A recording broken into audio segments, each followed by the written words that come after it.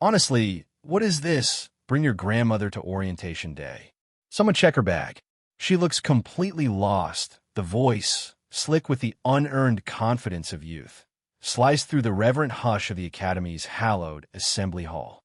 The crowd of crisp, white-uniformed cadets rippled with snickers.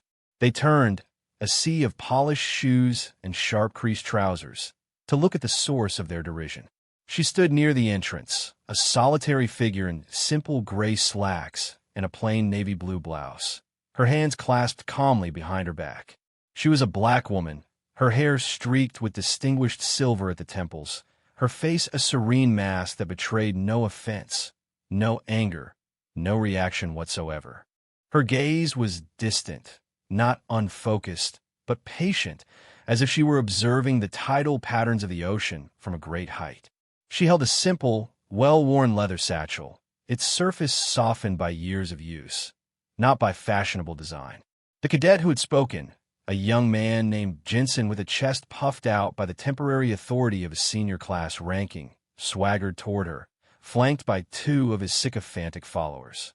He was the gatekeeper, the self-appointed guardian of this sacred space, and his prejudice was a blunt instrument he wielded with glee.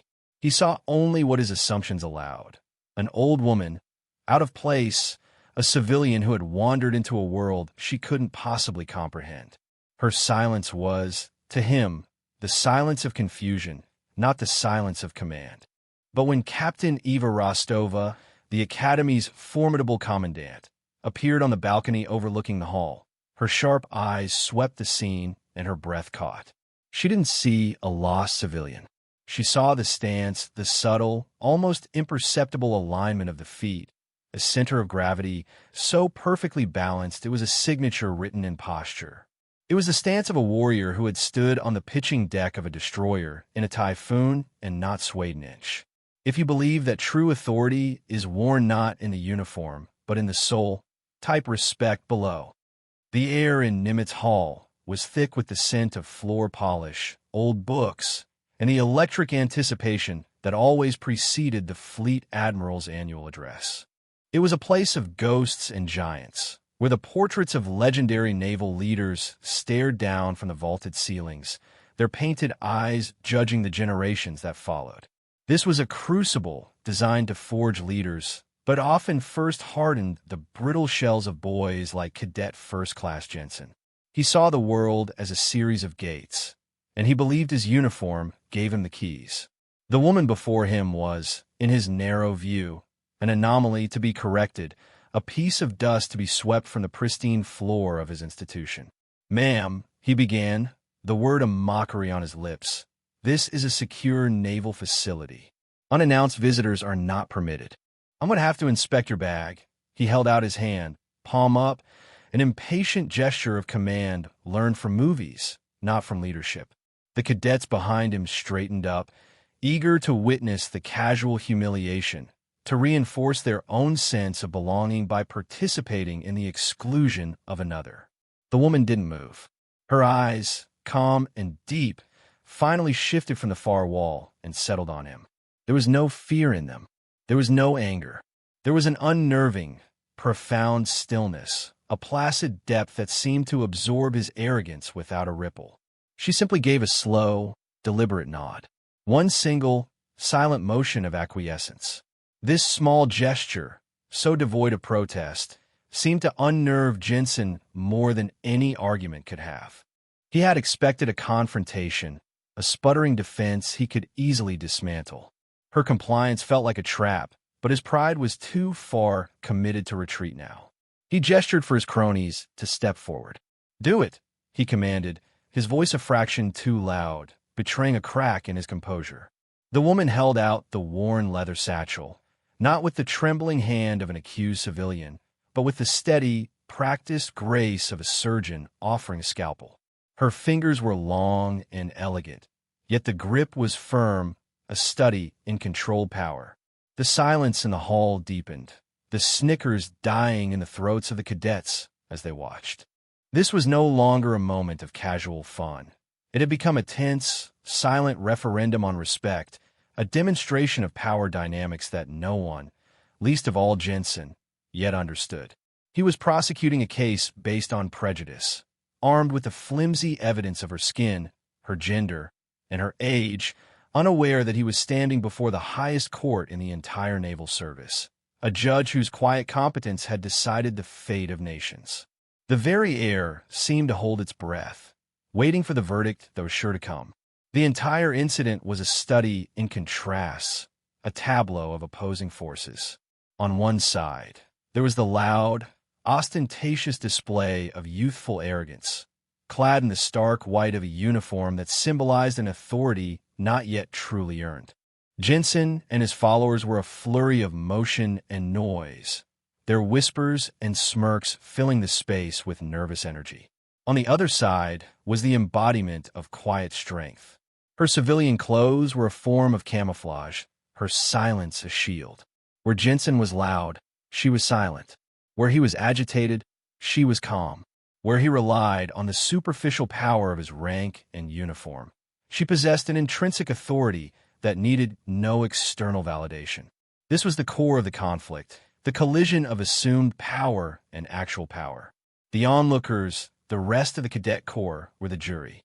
Their initial complicity, their shared laughter, had slowly evaporated, replaced by a growing sense of unease.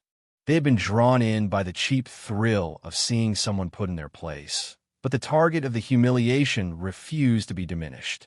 Her profound composure was a mirror, reflecting their own immaturity back at them. They began to feel a creeping sense of shame.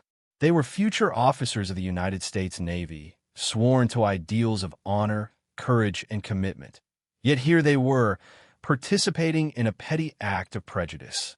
The woman's stillness was an indictment. It forced them to question the scene, to look beyond the surface. They started to notice the details that Jensen's blustering had obscured. The perfect posture, the intelligent, watchful eyes, the utter lack of fear. A few of the more perceptive cadets began to exchange worried glances. Something was wrong. This wasn't playing out as it should. The assumed power dynamic was inverted. The woman holding the bag seemed to be the one in control, a silent commander allowing a subordinate to proceed with a foolish, self-destructive order. Her passivity was an act of profound confidence, the kind of confidence that comes from knowing the final outcome is already decided, that the foolish actions of a child cannot possibly alter the fundamental truths of the universe. Jensen, blinded by his own ego, was the only one in the hall who couldn't feel the tide turning against him. He was a small boat caught in the gravitational pull of a celestial body, mistaking its own frantic paddling for control of its destiny, unaware that its course was already set by a power it could not comprehend. The quiet ticking of the grand clock on the far wall seemed to mark down the final seconds of his ignorance. The demonstration of skill was not a flurry of action, not a crack of a rifle, or a perfectly executed maneuver. It was a masterclass in the weaponization of silence. As one of Jensen's lackeys, a nervous young man named Miller, reached for the bag, the woman's hand remained on it, not resisting, but simply connecting her to the act. Her touch was a silent reminder that this was happening with her permission. Miller's fingers fumbled with the brass clasp, his own confidence beginning to fray under the weight of her placid gaze. Jensen, sensing the shift in the room's atmosphere, grew more belligerent to compensate. "Get on with it, Miller. We haven't got all day." The command was sharp, but it was the sound of a man trying to convince himself. Miller finally opened the satchel and began to pull out its contents, placing them one by one on a nearby marble bench. The first item was a well-thumbed copy of Meditations by Marcus Aurelius, its cover soft with wear. A few cadets raised their eyebrows. It was not the expected romance novel or celebrity magazine. The second was a set of antique, heavy brass parallel rulers and a pair of dividers, instruments of celestial navigation. They were tools of a bygone era, made obsolete by GPS, yet these were clearly not decorative. Their surfaces were burnished by constant use, their points sharpened with care. A murmur went through the crowd. Who in this digital age still practice the old ways? Only the most dedicated, the most serious masters of seamanship, those who knew that technology could fail and that true knowledge was the only reliable anchor in a storm. The third item made the blood drain from Jensen's face. It was a simple, unadorned challenge coin, made not of polished brass, but of a dull, heavy, dark gray metal that seemed to absorb the light. The insignia stamped on it was one none of them recognized. It wasn't a ship, a squadron, or any known command. It was a stylized ghost, its form shrouded in shadow, holding a single trident.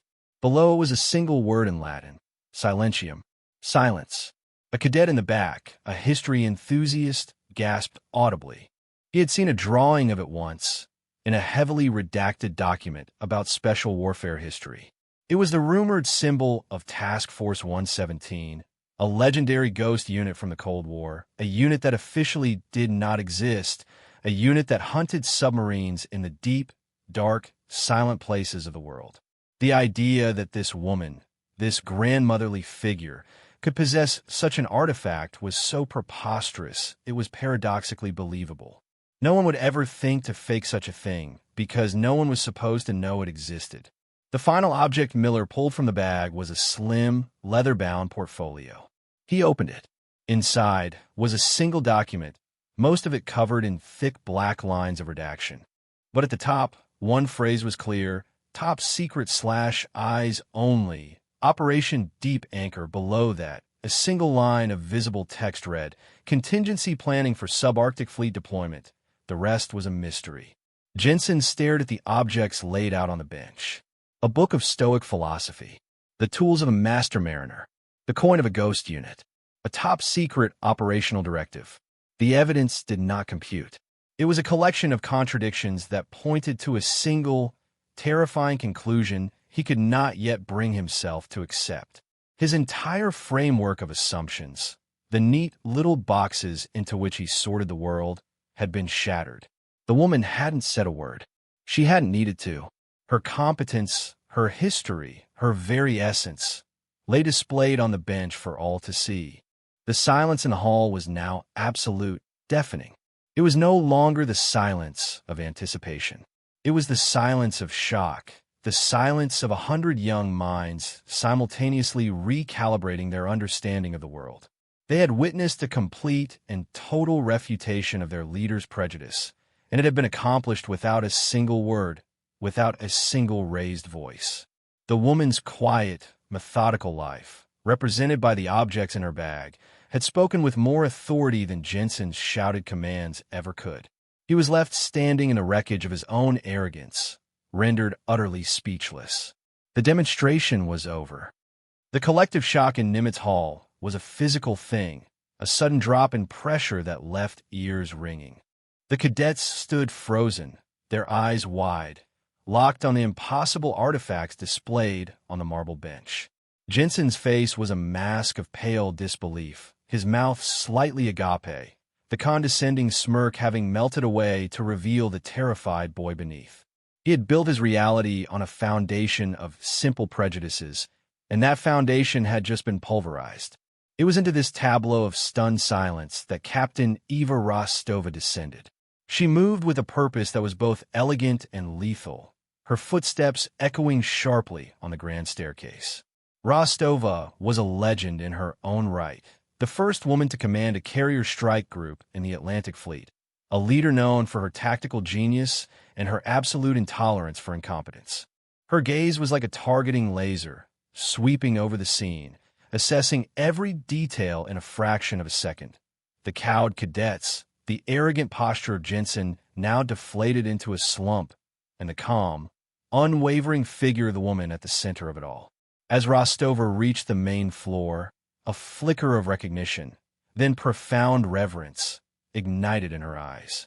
She had seen that woman before, not in person, but in grainy satellite photos and top-secret briefings, a ghost-like figure stepping off a helicopter onto the deck of a submarine in the high Arctic. She had heard her voice, a calm, authoritative presence on classified communication channels during moments of global crisis. She knew the meaning of the coin. She understood the weight of the documents. Without a moment's hesitation, Captain Rostova did something none of the cadets had ever seen her do for anyone. not for visiting senators, not even for the Secretary of the Navy. She stopped precisely 3 paces from the woman, drew herself up to her full height, her back ramrod straight, and executed the sharpest, most profound salute of her career.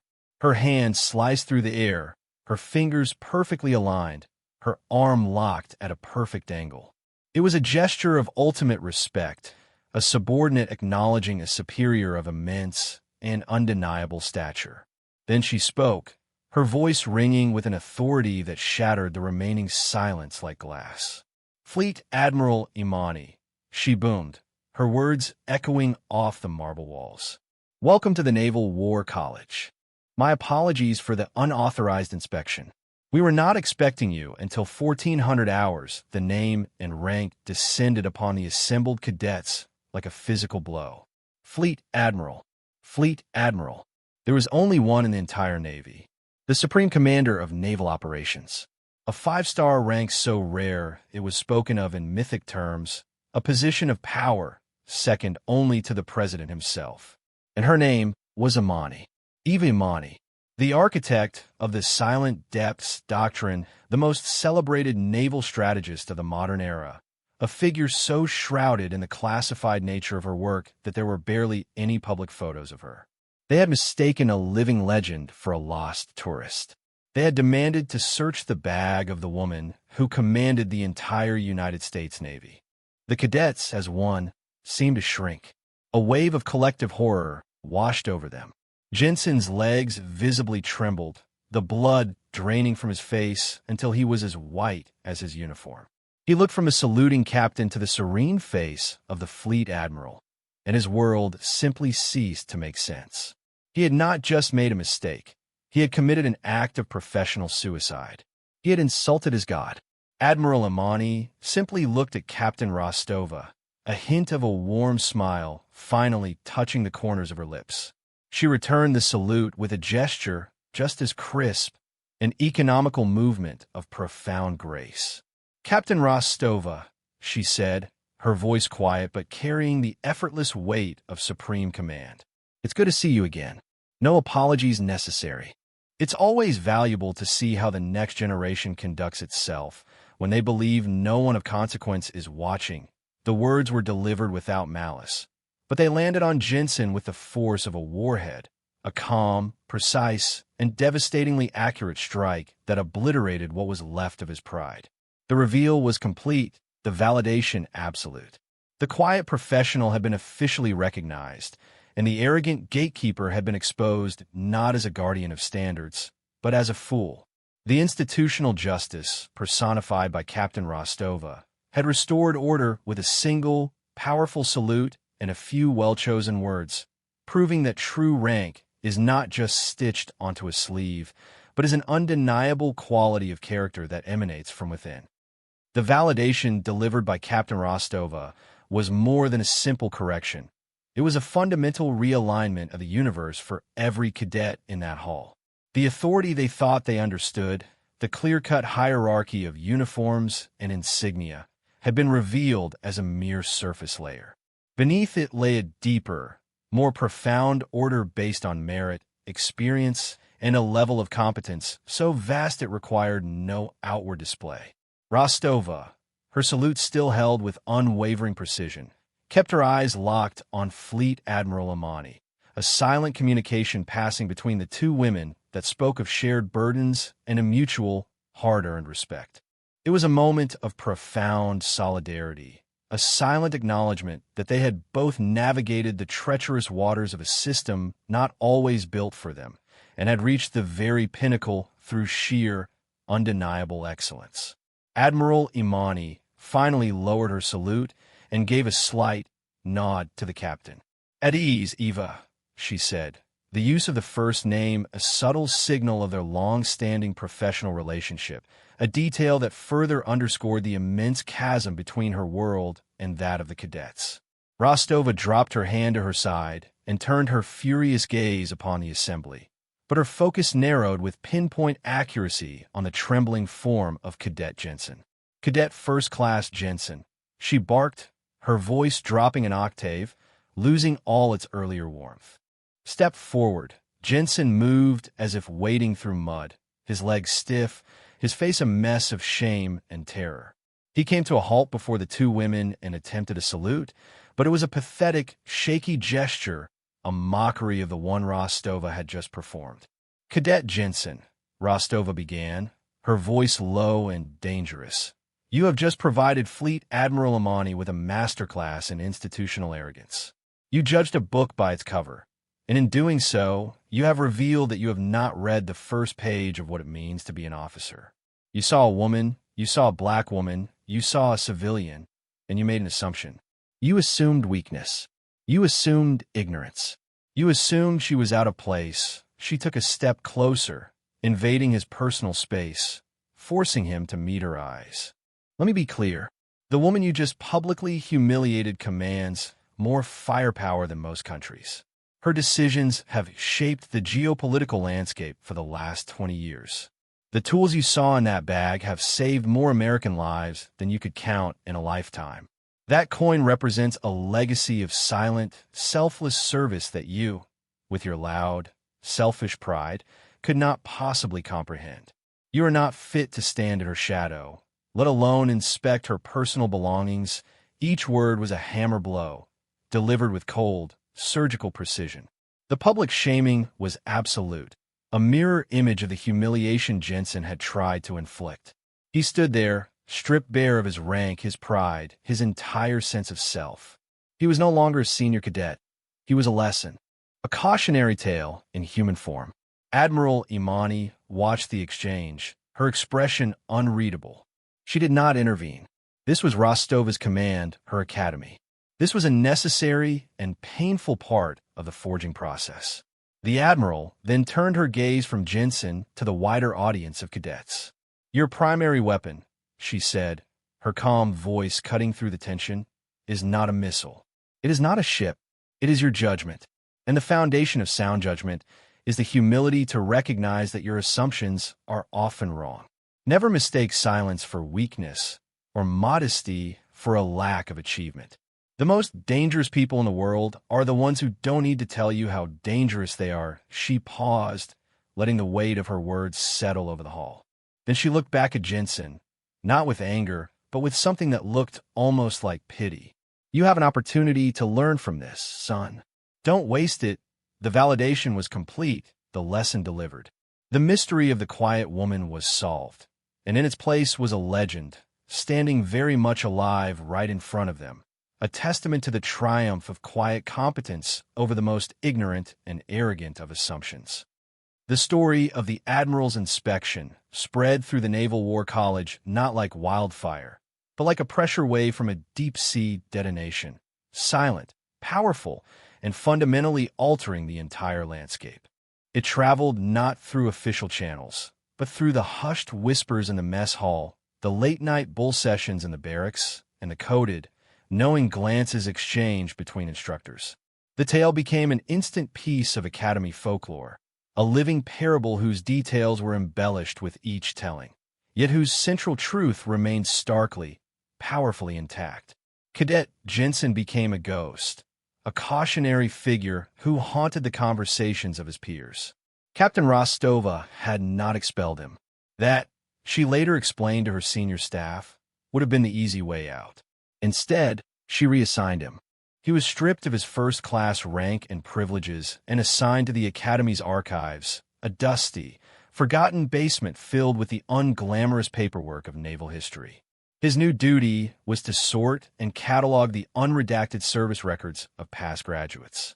Day after day, for months, he sat in the silent, temperature-controlled room, his only company the ghosts of heroes. He read about men and women of all backgrounds, whose official portraits told one story, but whose service records told another, one of quiet sacrifice, unheralded bravery, and profound competence hidden behind unassuming exteriors. He read the file of a quiet Filipino mess attendant who had posthumously received the Navy Cross for pulling a dozen men from a burning compartment on a USS Enterprise. He read the file of a female supply clerk who had cracked a critical enemy logistics code in World War II, a contribution that remained classified for 50 years. He was forced, hour by hour, to confront the undeniable truth that the measure of a warrior had nothing to do with the volume of their voice or the swagger in their step. His arrogance was scoured away by the sheer, overwhelming weight of documented, quiet professionalism. He began to change. His shoulders, once permanently puffed out, began to slump into a more natural, humble posture. He stopped speaking unless spoken to. He learned to listen. The archives became his monastery, a place of forced reflection that slowly reshaped his character. The ripple effects of that day extended far beyond one cadet's punishment. Instructors in ethics and leadership courses scrapped their planned lessons.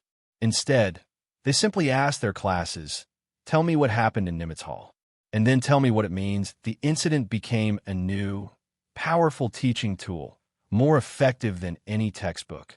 It was a real-world example of the core tenets they tried to instill: the danger of prejudice, the virtue of humility, and the true nature of authority. A photograph, taken by a security camera, captured the exact moment Captain Rostova snapped her salute to Admiral Imani. The image was stark and powerful. The rigid, uniformed captain before the calm, civilian-clad admiral, the frozen cadets in the background, a sea of shocked faces. Rostova had the photo framed and hung not in her office, but in the main entryway of Nimitz Hall, right where the incident had occurred. There was no plaque, no explanation. There didn't need to be. Every cadet who walked past it knew the story.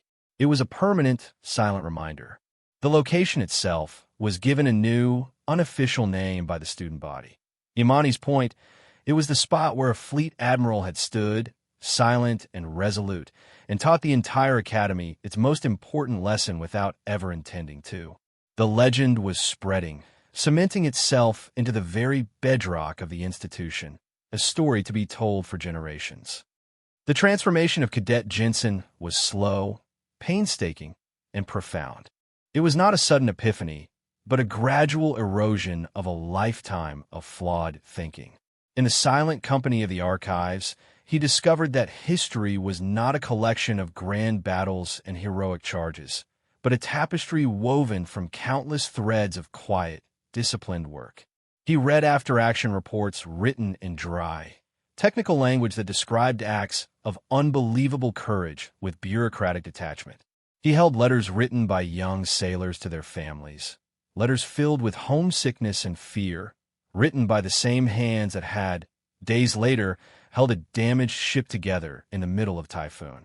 He began to see the Navy not as a stage for his ambitions, but as a vast, complex ecosystem of service, where every role, from the cook to the admiral, was essential. His public humiliation had been the fire, but the archives were the forge, burning away his impurities and reshaping him into something stronger, something more useful. One afternoon, 6 months after the incident, Captain Rostova visited him in the archives. She found him carefully restoring a water-damaged logbook from a World War II destroyer. He didn't notice her until she was standing right beside him. He immediately shot to his feet, his posture straight, his eyes focused straight ahead. "Captain, ma'am," he said, his voice quiet and steady. "At ease, Jensen," she said, her tone neutral. She looked at the work he was doing. "I've been reviewing your progress reports. Your supervisor says you're methodical, diligent, and quiet." Jensen just nodded. "Yes, ma'am. Fleet Admiral Imani's annual address is next week," Rostova said, watching him carefully. "She will be inspecting the graduating class. I need an aide to assist her, someone to carry her briefcase, to ensure her schedule is met, to be an invisible presence that makes her visit seamless." She paused. "The job is yours, if you want it." Jensen's eyes widened, and for the first time, a flicker of the old panic returned. To face her again? But it was quickly replaced by a calm resolve. "I would be honored, Captain," he said simply. The message was clear. It was not a reward. It was the final, most difficult test of his rehabilitation. The story of his new assignment spread, too, but this time with a different tone. The cadets saw it not as a continuation of his punishment, but as a chance for redemption. They saw the institutional wisdom in Rostova's decision. The Navy did not discard its people. It corrected them. It reforged them. When Admiral Imani arrived the following week, Jensen was there to meet her at the gate. He was impeccable in his dress uniform, but he stood with a quiet deference that was entirely new. He took her bag, the same worn leather satchel, and fell in a step half a pace behind her. He did not speak unless she asked a direct question, and his answers were concise and professional. Throughout the day, he was a model of quiet competence. He anticipated her needs, he smoothed her path, he was the perfect aide. At the end of the long day, as she prepared to depart, Admiral Imani turned to him. "You did good work today, cadet," she said. Jensen looked her directly in the eye. "Thank you, Admiral," he replied. "I learned my lesson." "I know you did," she said softly. "That's why I asked Captain Rostova to give you this assignment." Welcome back to the fleet. In that moment, the cycle of the legend was complete.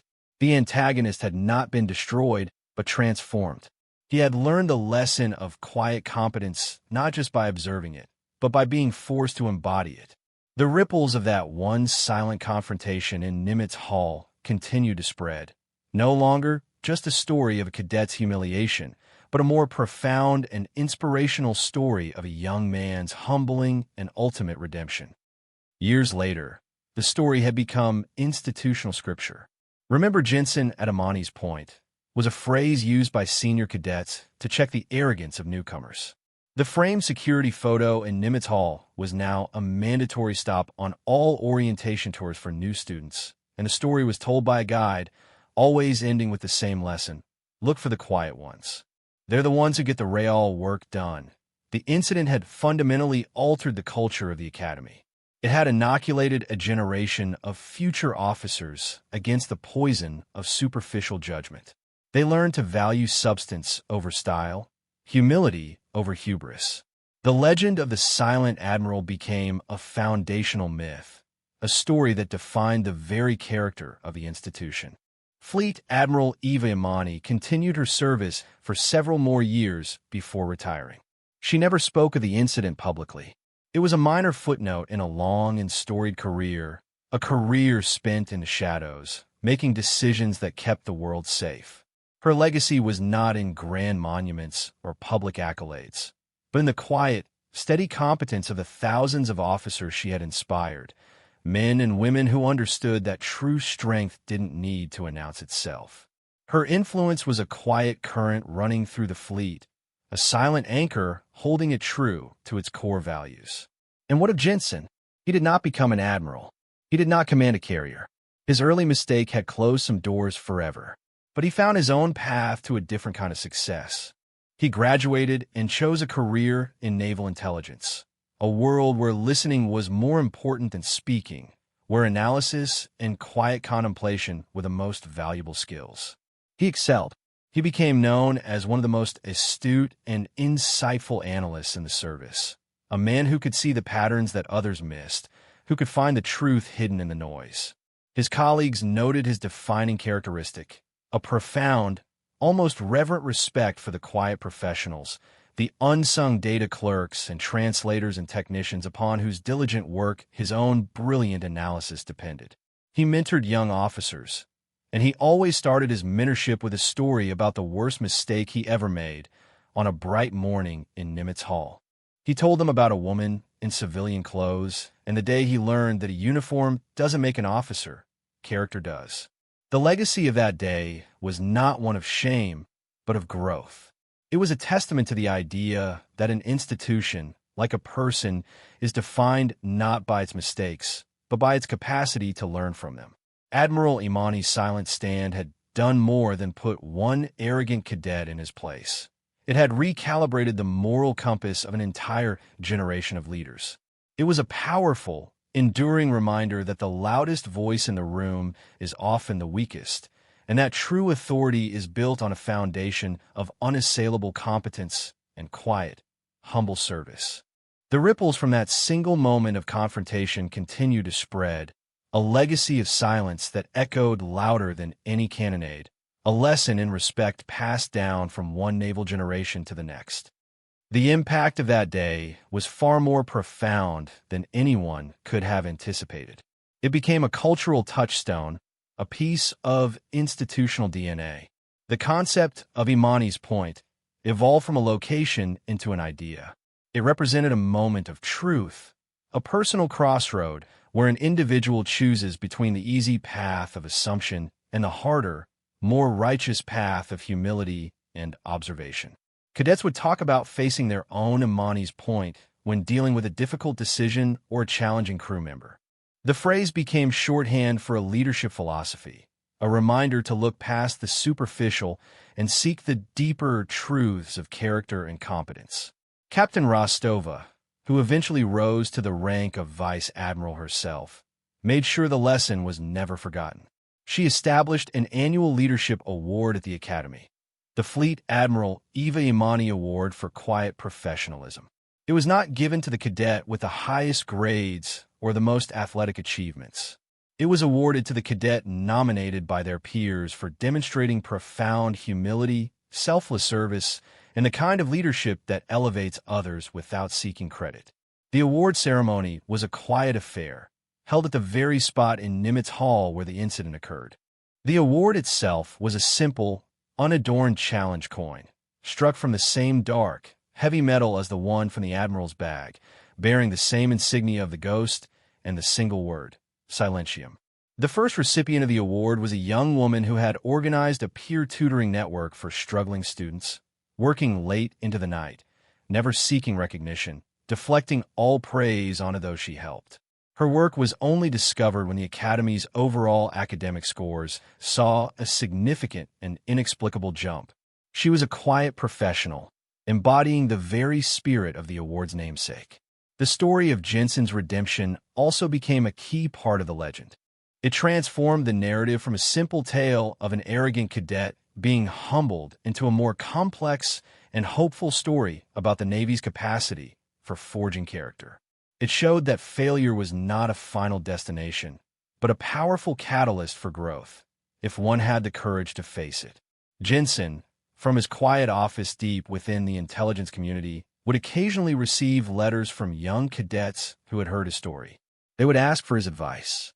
His response was always the same. He would send them a copy of Marcus Aurelius' Meditations with a simple, handwritten note inside. The first rule of wisdom is to know that you know nothing. Your career will be defined by how well you learn and relearn that lesson every single day. Look for the teachers in unexpected places. They are everywhere, especially among those who are most often overlooked. The legacy, therefore, was not a static monument to a single event, but a living, breathing principle. It was a commitment to a culture of respect, a continuous struggle against the easy poison of prejudice.